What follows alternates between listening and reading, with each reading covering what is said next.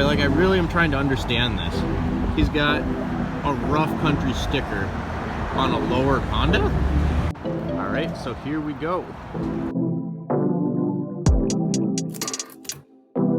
Hey guys, we're back in the home shop again, back for another video. Today we're going to be talking about tool warranties. Who does it best? We're going to go good, better, and best as far as lifetime tool warranties goes. But before we get into that video, you guys, if you could take a minute, subscribe to the channel, hit the bell button so you're notified every time we upload a video. Once we get to 500 subscribers, 500, we're giving away another tool. So get us to 500 subscribers.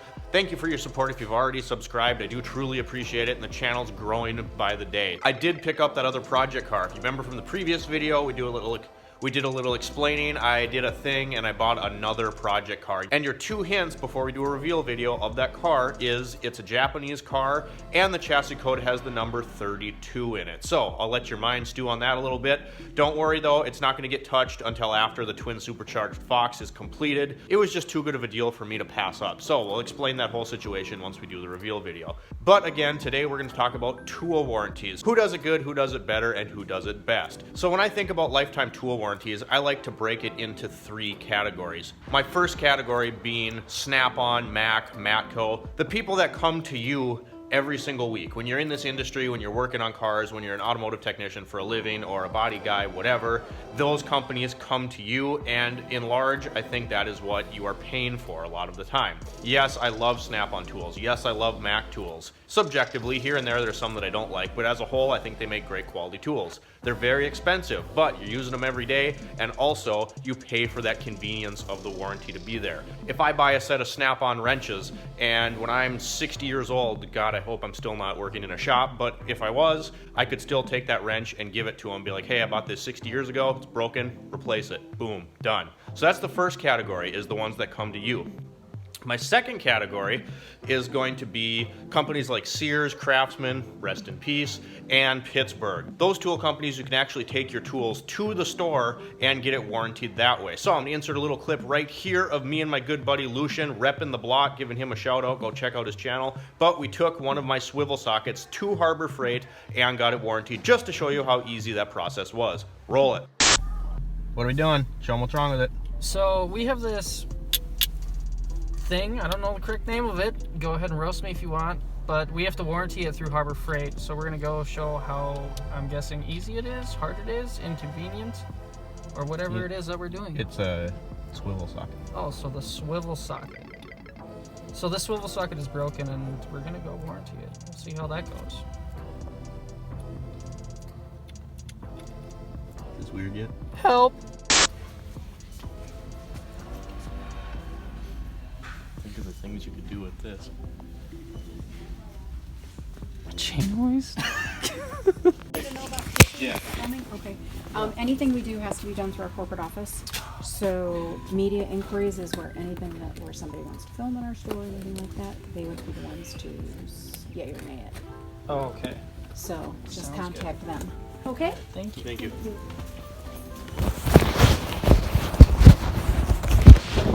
This is gonna sound weird, but this feels like a nice paintbrush. Feel like it is soft. Did you get it recently? Yeah, it's been a while. It's been a while? Okay. Yeah, I'll need a supervisor for a return code. Yeah, I didn't get the video, but I got the audio. Oh, nice. You sneaky bastard. But we got the socket, guys. All right, guys, so we did get the tool warranted through Harbor Freight. It's a super easy process. Unfortunately, we were only able to capture the audio. Because to film there, you have to fill out some form and wait for corporate So anyway, fairly easy. Before we get back to the video and talk a little bit more, I'm gonna get something to eat. I'm gonna try the veggie burger at Burger King, the veggie Whopper. I'm kind of nervous. Hey, 7 at Burger King, go ahead and order whenever you're ready. Can I try a salad Whopper? I'm sorry, what kind of Whopper? The veggie one? The Impossible Whopper? Yeah. Okay. And then, can I get bacon on it? Yeah, you can have bacon. Sweet. All right, thank you. All right. It's going to be $9.66, thank you. Bacon on a salad burger. All right, so I hope you guys enjoyed that. We had a little bit of fun with that. But as you could see or hear, the warranty process is relatively simple for Harbor Freight. It's not Again, they're not coming right to you, but usually pretty cut and dry. No questions asked as long as the tool does have that lifetime warranty. Some of their stuff doesn't have any warranty, some of it has a very limited warranty, or you can buy an extended warranty. But basic hand tools, sockets, wrenches, ratchets, most of their stuff, you bring it in, they'll give you a new one. The downside is these brands, Sears, Pittsburgh, Craftsman, they're not quite the quality that the Snap-on and Mac are going to be, so you might need to utilize that more often, and it's not quite as convenient. I still think that it's a great warranty process though. This brings me to my last category, and that's going to be tool distributors that you don't actively have like an outlet or a store per se in your means of travel. It's not like you can just go there. Stuff like Milwaukee, this box back here has Milwaukee tools in it.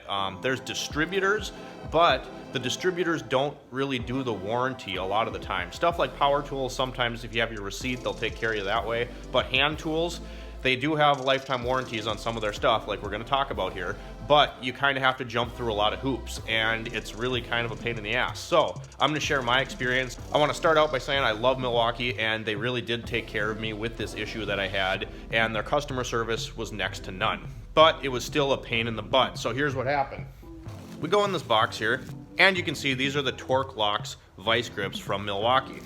So there's actually 2 pairs in there. I use them and abuse them every day. They're great. You can get them tighter than you can get a normal vice grip, but I did end up breaking them. So I filled out their little online thing. Me not being very tech savvy, I did not understand that the hand tools didn't qualify for that. Apparently it's only battery tools.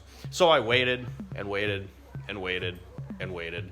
Never got anything back. They paid for me to ship them in and whatever. So eventually, a couple weeks goes by and I call Milwaukee and I'm like, hey, where's my tools? I kind of want them back. And they were like, oh, well, that's just for the power tools, so we actually don't know where they are.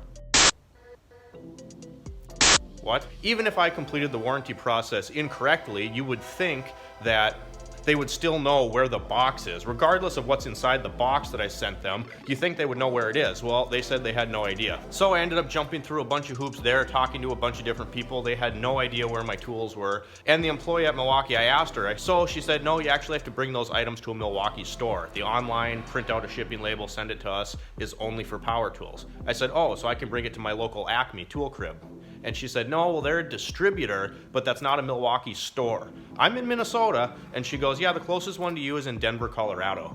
What? So I end up asking her, I'm on the phone, I'm like, hey, is this something you guys could send there then? Because at this point, my tools, we figured out, were in Mississippi, and they didn't know what to do with it. And she's like, you know what, sir, for your convenience, I'm just gonna send you 2 new ones, but know in the future that you would have to send it to one of those other locations. So again, great customer service from Milwaukee. I love Milwaukee tools, they're great tools. But the warranty process for Milwaukee tools is kind of a pain in the ass as far as hand tools go. The power tools, I've warrantied a few of those, no problems there. Took it to Acme, my Milwaukee distributor.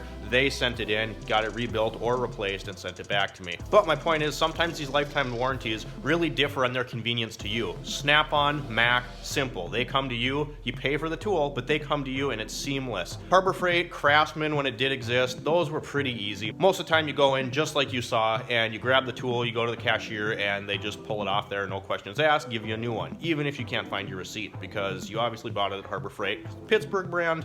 And then finally you have tools like this where there is no direct store that is located near you. Milwaukee, let's say Irwin, let's say any of those kind of brands that are pretty popular, but you're gonna have a little bit of trouble warranting them. And sometimes I think they bank on that and just hope that you never will, because honestly, these things were only like 15 bucks a piece. I was almost to the point where if I had to jump through any more hoops, I probably just would have went and picked more of them up. So you guys, that is my take on lifetime warranted tools. Good, better, best. Best being Snap-on and all of those professional grade tools. Better being Pittsburgh, Craftsman when they existed, stuff like that. Finally, my Milwaukee, your Irwin, Stanley, that kind of stuff will fall into my good category because they will honor it, but you might have to jump through a lot of hoops. So you guys, I want to thank you again for tuning into this little tool discussion. Shift, Wrench, Repeat uploads a video every single week, and now that I have all this garage space and the Mazda is out of here, we're going to hit this project hard. So we are going to hit the ground running on the twin supercharged Fox body build now that we have all this space. So thank you for tuning in. Thanks for watching, guys. If you have any questions, drop me a comment down below. Like, subscribe, and I'll see you next time.